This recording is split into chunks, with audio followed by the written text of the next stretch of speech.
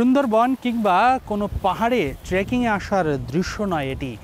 এই গাছপালা বেষ্টিত জায়গাটি ফতুল্লার স্টেডিয়াম। ভাবা যায় অযত্ন অবহেলায় ক্রমশই ধুকে ধুকে আস্থা করে পড়ে যেন মরছে এই আন্তর্জাতিক স্টেডিয়ামটি।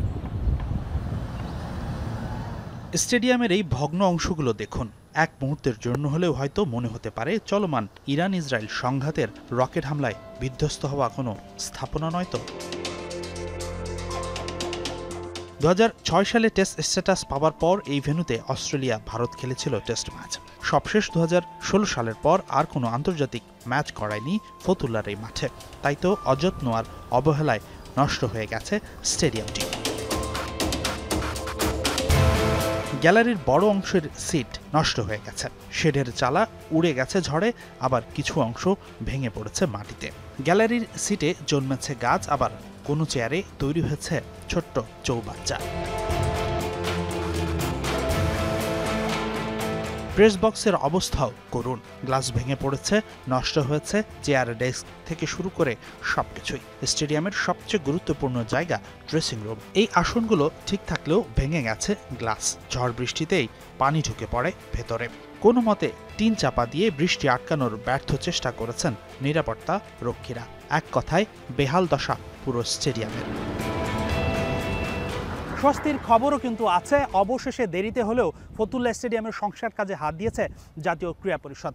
ফতুল্লার মূল সমস্যা জলাবদ্ধতা। একটু বৃষ্টি হলেই হাঁটু জল জমে যায় স্টেডিয়াম এলাকাতেই। তাই তো স্টেডিয়াম এবং আউটার গ্রাউন্ড উঁচু করার কাজ শুরু করা হয়েছে। বালু ভরাট করার কাজ এগিয়েছে অনেক দূর। জলাবদ্ধতার সমস্যা সমাধানে উঁচু করা হচ্ছে স্টেডিয়াম ও এর পার্শ্ববর্তী জায়গা।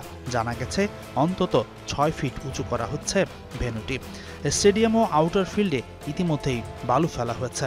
তবে অভিযোগ আছে কাজ চলছে খুব মন্থর গতিতে। মাঝে বেশ কিছুদিন কাজ বন্ধ রেখেছিল জাতীয় ক্রীড়া পরিষদ। তবে গত বৃহস্পতিবার আবারও কাজ শুরু করার নির্দেশনা দিয়েছে সংশ্লিষ্ট বিভাগগুলো। তাই তো দ্রুতই আবারও কর্মযজ্ঞ ফিরবে ফতুল্লার এই স্টেডিয়ামটিতে, আশা করছে বাংলাদেশ ক্রিকেট বোর্ড। সবার আগে মাঠ সংস্কার করে ড্রেসিং রুম ও প্রয়োজনীয় অবকাঠামো উন্নয়নের পর ঘরোয়া ক্রিকেট আবারও নারায়ণগঞ্জে ফেরাতে চায় বিসিবি। এরপর ক্রমশই এই স্টেডিয়ামে আন্তর্জাতিক ম্যাচ ফেরার ইচ্ছেও আছে বোর্ডের। এবছরের মার্চে স্টেডিয়ামটির নাম পরিবর্তন করা হয়েছে। ছাত্র আন্দোলনের সময় পুলিশের গুলিতে প্রাণ হারানো নারায়ণগঞ্জের 6 বছর বয়সী শিশু রিয়া গোপের নামে নামকরণ করা হয়েছে ভেন্যুটির। বিসিবি সহ সংশ্লিষ্ট সবার প্রত্যাশা নাম পরিবর্তনের পাশাপাশি দ্রুতই নতুন চেহারায় স্বমহিমায় প্রস্তুত হয়ে ফিরবে ফতুল্লার এই স্টেডিয়ামটি। হাসানুর রহমান, যমুনা স্পোর্টস, ঢাকা।